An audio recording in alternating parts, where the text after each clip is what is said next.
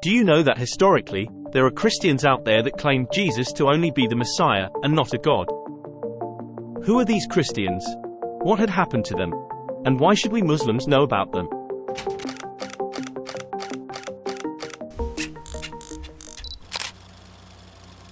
Islam believes that there had been many prophets sent to societies in order to establish monotheistic beliefs, which is the worship of only the one true God. But over time, after the death of that prophet, that message would eventually be corrupted. Religion is a powerful force that unites people and influences their opinions and actions. Therefore, influential people in society such as kings, politicians, businessmen, would always corrupt the message in order to fit their interests. So, it is the belief of Islam that this is unfortunately what has happened to Christianity. Roman emperors in the early church had molded the teachings of the Jewish prophet Jesus into a new creed, establishing Jesus himself to be a divine figure, whereas he himself was calling for and teaching of the worship of God alone. Historically, according to their own Christian sources, there exist a few groups of Christians who are considered to be heretical by the early church.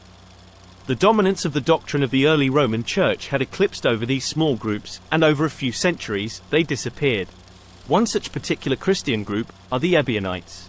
They were a group of Jewish Christians that exists in the 1st century, up until the 4th century. We only know about their existence from the writings of the early church fathers, who did not speak kindly about them. They are mentioned by the early church fathers, like Justin Martyr, Hippolytus, Tertullian, Irenaeus, and Epiphanius. They often labeled the Ebionites as heretical Judaizers, because they were stubbornly clinging to the law of Moses, and they also rejected many of the mainstream important Christian belief. So who are the Ebionites? The name Ebionites is derived from the Hebrew word Ebionim, which means the poor or the humble. They were characterized by their strict adherence to Jewish law, unlike the other Christian groups. Why are the Ebionites important for us Muslims to know? The beliefs of the Ebionites are almost exactly what Islam believed to be the true followers of Jesus. There are many similarities between the beliefs of the Ebionites and the Muslims, such as both the Ebionites and Muslims adhere to strict monotheism, which is affirming the belief in only one God. The Ebionites also rejected the concept of the Trinity, and strongly believe in the oneness of God. Obviously, this is very different from normal Christian beliefs, but is exceedingly similar to the belief of Muslims. Both the Ebionites and Muslims rejected the idea of Jesus' divinity. They considered Jesus only as a human Messiah, and a human prophet. They even considered Jesus to be not as important as Moses, because Moses established the laws that they follow. Unlike the mainstream Christians today, the Ebionites believes in the importance of observing religious laws and commandments. They adhere to Jewish laws, while Muslims follow the Sharia law, established by Prophet Muhammad, peace be upon him. The Ebionites were Jewish Christians, so they strictly observed the dietary laws and restrictions of Moses. Similarly to them, we Muslims also strictly follow the dietary laws from the Quran, which is abstaining from consuming non-halal animals and drinking alcohol. Both the Ebionites and Muslims uphold the original teachings of their respective prophets, and view themselves as preserving the authentic message of God. So why are the Ebionites hated and considered to be heretics by the early church fathers? The Ebionites believed that Jesus was the Messiah and a prophet, but they did not consider him to be divine. They rejected the concept of the virgin birth and believed that Jesus was a human being. Although we Muslims believe in the virgin birth, as stated clearly in the Quran, it is understandable that the Ebionites may not believe in the virgin birth, since they are not able to verify this miracle, as they only had stories of this particular event. They also rejected the idea of Jesus' atoning sacrifice, emphasizing instead the importance of following Jewish law and performing good works for salvation. This is considered to be heresy by the Christians, even until today. The Ebionites even had their own version of the Gospel of Matthew, known as the Gospel of the Ebionites, which has not survived in its original form, but is known through quotations and references in the writings of early Christian authors.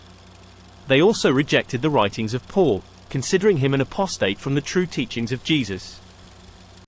So what had happened to the Ebionites? Sadly, the Ebionites slowly decline and disappears as a distinct religious community. This is because the beliefs and practices of the Ebionites is very different from the evolving doctrines of mainstream Christianity. At the time, the early Christian movement were in the process of consolidating and establishing their orthodox beliefs, so the Ebionites who were stubbornly sticking to the laws and refused to adhere to the church were labeled as heretical. So, they faced many opposition from influential figures within the church. They were criticized for their rejection of their central Christian doctrines, such as the divinity of Jesus, the concept of Trinity, and the concept of the virgin birth. And since the Ebionites were the poor ones, they certainly cannot compete with the powerful and influential church.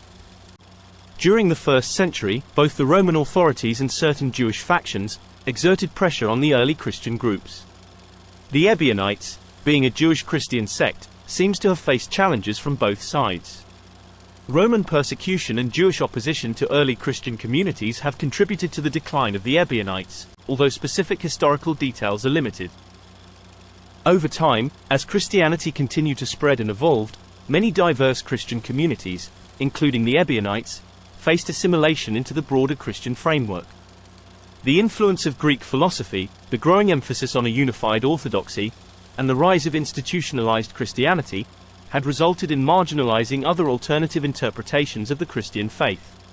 Sadly, it seems that the Ebionites may have gradually integrated into the mainstream Christianity over time, or had merged with other Christian groups, losing the distinct identity in the process.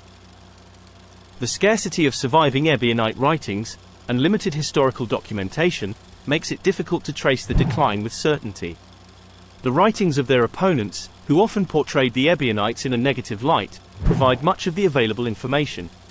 Without their own surviving texts, the historical record is incomplete, and the details of the decline remain very much obscure. In the end, as we all know, Pauline theology won out, because of the Roman sword, and the Jewish wars, that wiped out these Jewish Christians who were most likely the closest thing to the true belief of Jesus. It is often the case not only in history, but even theology, is written by the victors and survivors. The dead, crushed by the victors, cannot speak for themselves. Thankfully, some manuscripts survived and critical scholarship is able to shed light on it. In conclusion, the decline of the Ebionites can be attributed to factors such as opposition from mainstream Christianity, persecution by Roman and Jewish authorities, cultural assimilation, and the lack of surviving records. These factors combined over time to contribute to the eventual disappearance of the Ebionite community, as a distinct group within early Christianity. Although due to the lack of information we have on them, we could not proclaim with certainty that the Ebionites are the true followers of Jesus. It is undeniable that their existence itself, and the opposition that they received from the early church, are enough proof that Islam's claim of the corruption of Christianity is certainly not without basis. Surely, the coming of Prophet Muhammad, peace be upon him, later on, is in order to remedy this situation, and to return mankind towards the original message of all the prophets, which is the worship of only the one true God.